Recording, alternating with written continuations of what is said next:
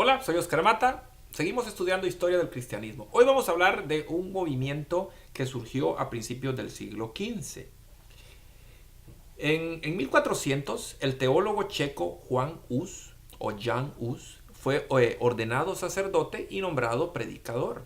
Primero en la iglesia de San Miguel y luego en una capilla, en 1402, donde se predicaba exclusivamente en idioma checo. Ahí criticaba la corrupción moral de la iglesia, los abusos que cometía y las riquezas que estaban acumulando.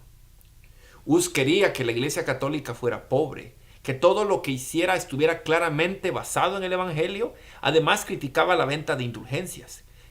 Le decía a todo el pueblo que debía desobedecer a la iglesia porque era evidente que los sacerdotes vivían en el pecado. También quería que se prohibieran los bailes. Participó en los grupos que surgieron en la escuela de predicadores que querían volver a la pureza de los primeros años del cristianismo y se oponía a los grandes dirigentes de la iglesia. Predicaba acerca de Jesucristo y decía que el Papa, con su corrupción y sus muchos pecados y errores que enseñaba a las personas, era la encarnación del anticristo. En 1401 obtuvo el cargo de decano de la Facultad de Arte y Filosofía y en 1409 fue nombrado rector de la Universidad de Praga. Hus encabezó desde 1408 un movimiento denominado husismo y sus seguidores fueron llamados los husitas.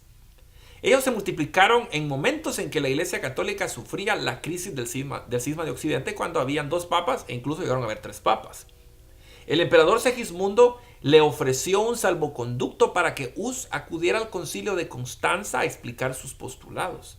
Pero en el concilio Hus se negó a retractarse y por ello fue condenado a la herejía. Segismundo entonces lo acusó de traición y lo condenó a morir en la hoguera, ejecutándose la sentencia el 6 de julio de 1415.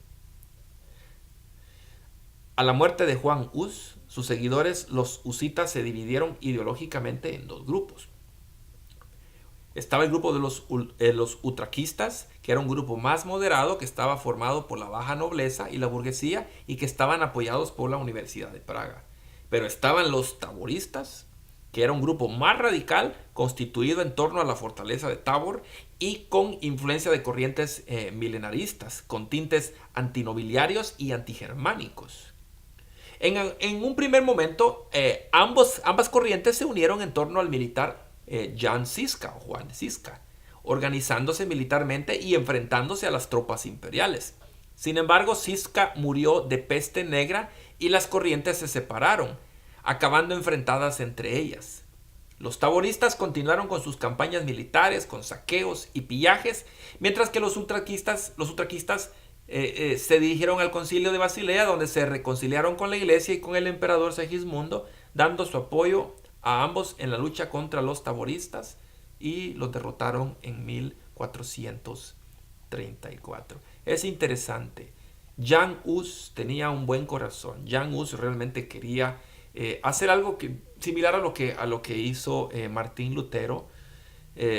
Jan Hus predicó, pero sin embargo se encontró que con la oposición de la Iglesia Católica, como era obvio, pero también el emperador Segismundo pues lo ejecutó. Ya tras la muerte de Jan Hus o Juan Hus, simplemente sus seguidores ya no hallaron qué hacer. Los utraquistas vuelven a la Iglesia Católica, mientras que los taboristas perdieron la razón y se volvieron prácticamente guerrilleros. Y así concluyó el movimiento de los husitas en 1434. En la próxima clase vamos a hablar de la autorización de la esclavitud por parte del papado.